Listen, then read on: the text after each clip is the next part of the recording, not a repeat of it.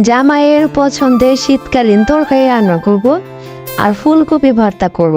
এই ভর্তা কি আপনারা কখনো খাইছেন? এই ভর্তা আমিও খাই নাই, আমি নিজেই এই ভর্তা আবিষ্কার করছি। তো দেখি কেমন হয় আজকের নতুন আবিষ্কৃত এই ভর্তা। আজকের তরকারিটা কিন্তু আমি তেলাপিয়া মাছ দিয়ে রান্না করব। কে কে তেলাপিয়া মাছ লাইক করেন কমেন্ট করতে পারেন। তো এই মাছটা হচ্ছে আমি ফ্রিজ থেকে আগে নামায় রাখছিলাম। আর এই তো এখন তরকারি রান্না করতে চলে আসলাম, দিয়ে দিলাম এই সুন্দর সুন্দর পেঁয়াজগুলা।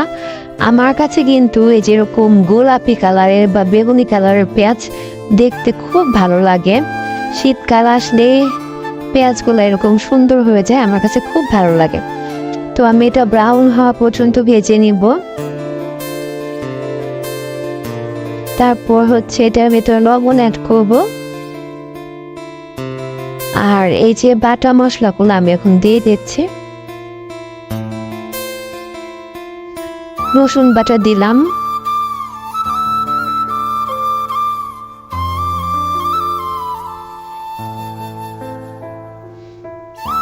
তারপরে আদা বাটা দিয়ে দিলাম, জিরা বাটা দিয়ে দিলাম।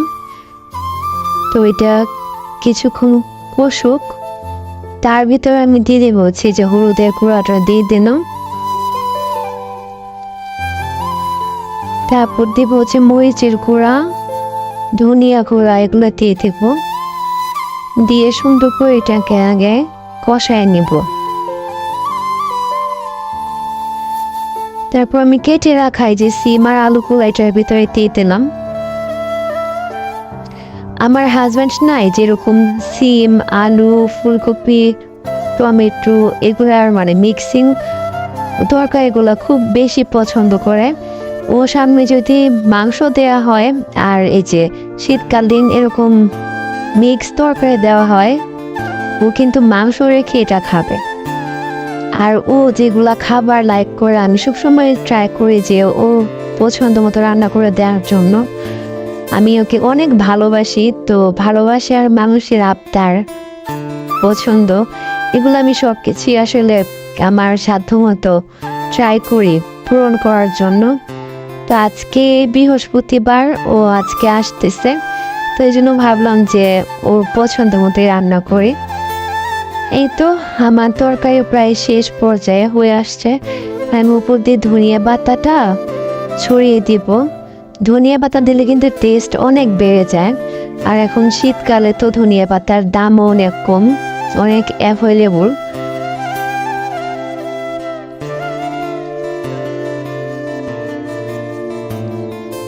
এই তো এখন আমি একটু আবার ঢাকা দিয়ে দিব।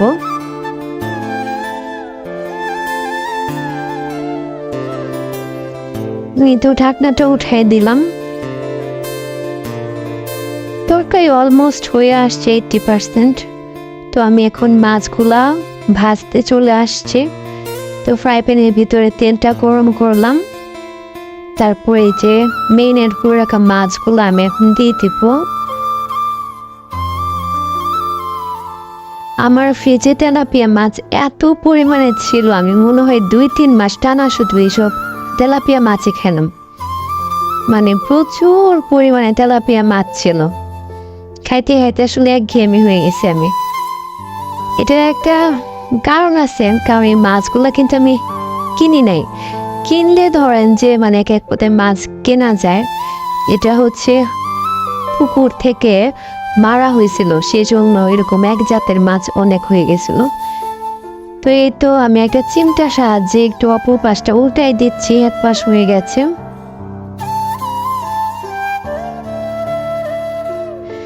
আপনারা কি মানে তরকারির সাথে মাছ ভেজে দেন নাকি হচ্ছে এরকম কাঁচা মাছে দিয়ে দেন? আমি আবার কাঁচা মাছ খাইতে পারি না, তো এরকম করে ভেজে দেই। আর যখন মাছ কষা রান্না করি তখন আবার কাঁচা মাছ দিয়ে রান্না করি। সবসময় কাঁচা মাছও খাইতে ভালো লাগে না, আবার এরকম ভাজা ভাজাও খাইতে ভালো লাগে না। এক এক তরকারির সাথে আসলে এক একটা যায়। তো এই তো আমি মাছগুলো সুন্দরভাবে ছড়াই দিচ্ছি। আজকে আমার জামাই অনেক খুশি হয়ে যাবে আমি শিওর, কারণ ও এরকম তরকারি পাইলে অনেকগুলো করে ভাত খায়। আর ও যখন শান্তি নিয়ে তৃপ্তি মতো ভাত খায়, আমার কাছে অনেক বেশি ভালো লাগে। আসলে ম্যারিড আপরে বুঝবে যে হাজব্যান্ড যখন তৃপ্তি নিয়ে একটা জিনিস খায় সেটা মানে দেখতে কতটা শান্তি লাগে। আর এই তো আমি চলে আসলাম এখন ফুলকপি ভর্তা করতে। এই যে দেখেন আমি ফুলকপি সিদ্ধ করে ভালো করে সিদ্ধ করে পানি ঝরাই নিচ্ছি। তো এখন এই যে পেঁয়াজ কুচি, শুকনা মরিচ আর হচ্ছে কাঁচামরিচ কুচিগুলো আমি ম্যাশ করে নিচ্ছি। তো আমি এই বাটনাটা কিছুদিন আগে কিনছিলাম, আর একটা ব্লগে কিন্তু আমি এই বাটনাটা দেখাইছিলাম আপনাদের। এই যে আমি আস্তে আস্তে সবগুলো সুন্দর করে ম্যাশ করে নেব। এটা দিয়ে অনেক সুন্দরভাবে কিন্তু পিসা হয়ে যাচ্ছে। আমি কেনার আগে ভাবছিলাম যে কেমন না কেমন হয়, কিন্তু আসলে অনেক ভালো কাজ করতেছে জিনিসটা। আর এই যে এখন দিয়ে দিলাম সরিষার তেল। এই যে সিদ্ধ করে রাখা ফুলকপিগুলো আমি এখন দিয়ে দিব। ফুলকপি ভর্তা আমি জীবনে প্রথম করতেছি। আমার আম্মু কখনো আমাকে ভর্তা খাওয়াই নাই, তো মনে হলো যে দেখি এটা করলে কেমন হয়।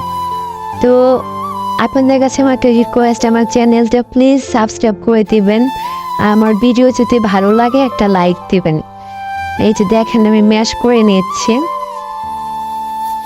অনেক সুন্দরভাবে আসলে ম্যাশ হচ্ছিল। তো এটা আসলে খাওয়ার পরেও বোঝা যাবে এটার টেস্টটা কেমন হয়।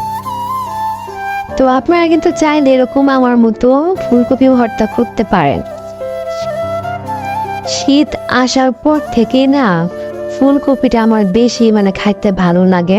তো সবসময় তো ধরেন যে তরকারির সাথে আমরা খাই বা পাকোড়াও করা যায়।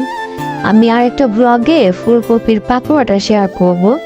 বেসন দিয়ে ফুলকপি সিদ্ধ করে তারপরে ওটা ভাজা লাগে, ওটাও কিন্তু খুব মজা। আপনারা বাচ্চাদেরকে বিকালে নাস্তা হিসাবে এটা বানিয়ে দিতে পারেন। তো এই তো আমি আর একটু হাত দিয়ে চটকাই নিচ্ছি। ফাইনালি আমার ভর্তা বানানো শেষ। এখন একটু পরে আমার জামাই চলে আসবে, তারপর দুই জামাই বউ মিলে মজা করে খাবো।